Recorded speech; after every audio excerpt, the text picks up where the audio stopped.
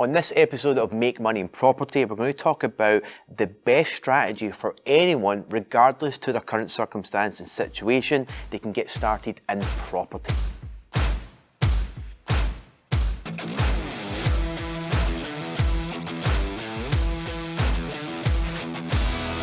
The best strategy to get started in property, in my opinion, is property deal trading. Now, there's a whole bunch of different strategies that you can get involved in, such as buy and hold, where you're going to buy a property and rent it out. So that's maybe getting a buy-to-let mortgage as such. So you're going to have tenants that you're going to have come in and rent your property from you and pay you an income. So that's one way of doing it. There's property development, where you're buying, adding value, and then selling that property on and making the profits from flipping property deals. And there's actually a whole bunch of other strategies. But one of the most common questions I get is, Paul, how can I get started in property when I've got bad credit, when I don't have the money, where I don't have the knowledge, the experience, the contacts? And this is my own personal story. When I get started in property, I had none of those things. I never had the money. I had bad credit already, no contacts, never knew anything about property, so zero knowledge. I had all the things that would normally hold someone back from getting started in a property journey, but I got resourceful and I stumbled across this whole strategy called property deal trading. Now, when I did my first deal trade, I had no idea that that's what I was doing. So I went along to a networking event at the age of 19, and this was a property networking event where people were talking about property, of course. And there was open forum. So everyone was having a conversation. And the common thing that kept on popping up was that they couldn't find deals. The funny thing is, that seems to be the same problem these days. And I'm sitting observing and listening, and I'd ask them questions like, well, what is a deal? And they would say things like, you want to buy below market value, you want to have a property that's got X, Y, and Z. So I was just observing and taking all of this in. Then what I did, what everyone does when they start out on the property journey, is I went to view property with estate agents. Now, there's far better ways to source property and find great deals, but for me back then I never knew any of that, so I just went out and viewed property with estate agents. Now, at the age of 19, it was quite challenging for me because no one wanted to really take me seriously, but one estate agent did, thankfully. And when I was talking away to that estate agent, I just said to him, look, I've got some investors, basically people I met at that networking event, who are looking for below market value deals. And a few days later, he contacted me and says, Paul, I've got a property that's a 17% below market value deal. Why don't you come along to the office? I'll show you about it, and then you can actually take that to your investors and see if they're interested. So I went along to the estate agent's office. He printed off all the documents, the information about the property, did a little bit of a spiel about it as well. I took that, went back to that networking event, and literally just put my hand up in the room and says, hey, I've got a 17% below market value property deal. Is anyone interested? And that was the start of my whole property deal trading business, because one person came up, looked at the information and says, yes, I'll take that deal. And he asked me how much I wanted for it, and at the time I thought I was asking for a lot of money. I said £1,000. Now, if you structure a deal in the right manner, doing a property deal trade, I should have made over £10,000 in that one deal. Now, understand, even though I made £1,000, that did so much for my belief and confidence that I could get involved in property, because up until that moment, my belief system and everything and anyone around me kept on saying to me, well, Paul, you can't get involved in property. You don't have the money for a deposit. You don't have money for the renovation costs or any other associated purchasing costs. You don't have any of the money to buy property. Hey, you've got bad credit already, Paul. You don't know anything about property, so how can you get started in property? And this is a limiting belief that so many people have. Why?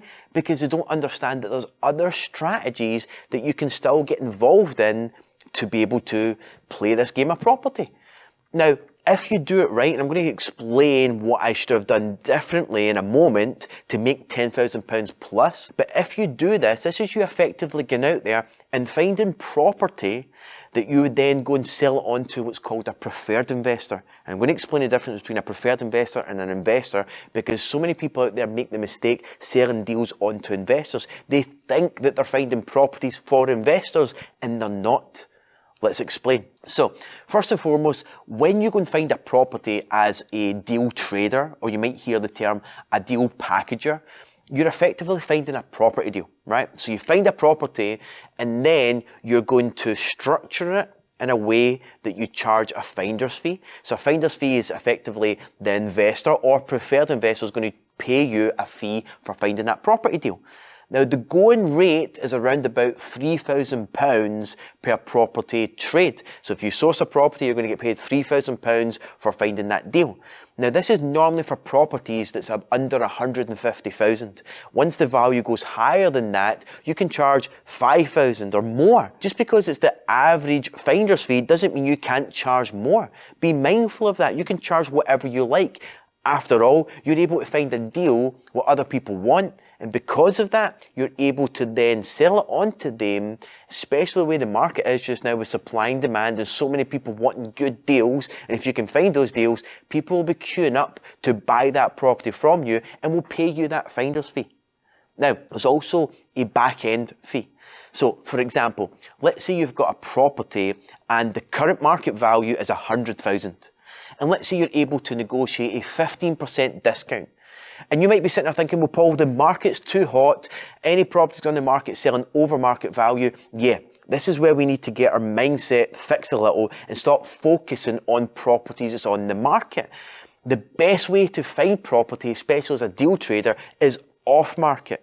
This is people who can't sell through an estate agent. These are motivated sellers, and time's a big issue for them. They'll have different reasons and why, different motivations and why they have to sell quickly, but more importantly, they're open to sell at a discount because they've left it too late and have got different challenges. So, getting discounted properties from off-market sellers, motivated sellers, is a common thing. It happens all the time. So if this property is worth 100,000 and let's say you've negotiated a 15% below market value deal, that means a 15% discount. So you've got that property for 85,000 that's worth 100. Now, what we can do is we can increase what the purchase price is going to be by 5% as an example. So we're not going to give the person who's going to buy the property a 15% discount, we'll only give them a 10% discount. So it means that extra 5%, in this case, you're going to be securing the property at 85, you're going to be selling it to the preferred investor for 90, that's a difference of 5,000.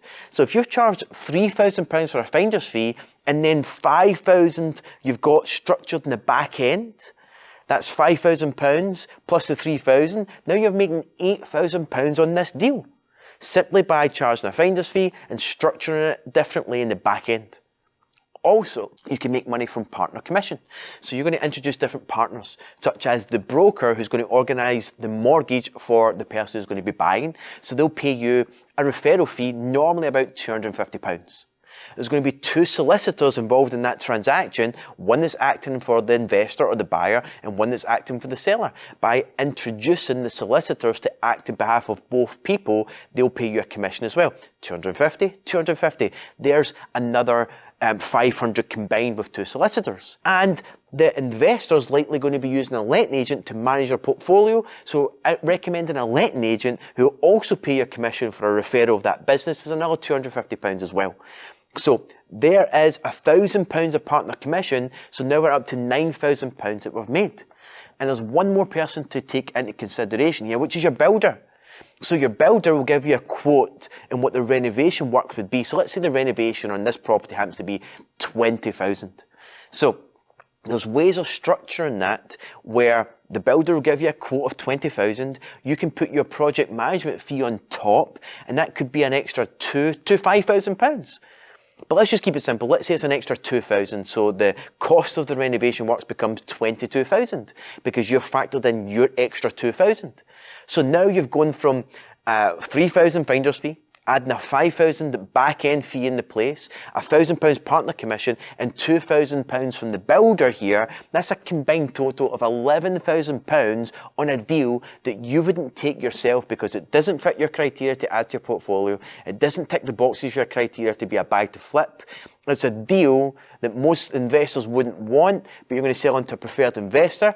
Who's a preferred investor? In short, it's a busy working professional who wants to add properties to their portfolio or wants to build a portfolio, but their main focus is in their career, right? Because they're busy working professionals, but they have funds where they would love to add properties to their portfolio, and getting a 10% discount in this example is a big win for them because they can't compete with investors. So that's who you're trying to sell your deals on to, not investors. Be mindful of that. So here we go from a property trade In short, you're going to find properties ideally off market. You're going to structure them where you're getting paid up front, getting paid in the back end, getting your partner commissions as well. And by doing all of that, you can make some serious money. This is why it's a big strategy that we talk about at all of our Property Jumpstart events.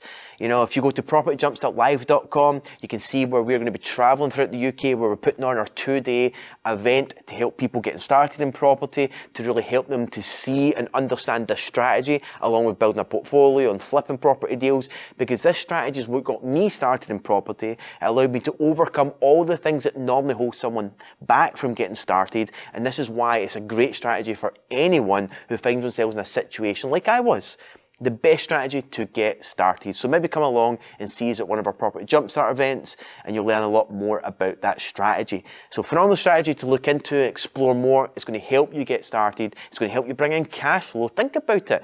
The average UK salary is what, just over £30,000 a year. You could do 3 trades over the course of a year to replace the average UK salary. That's why it's a phenomenal strategy to help you get started and to bring in cash flow.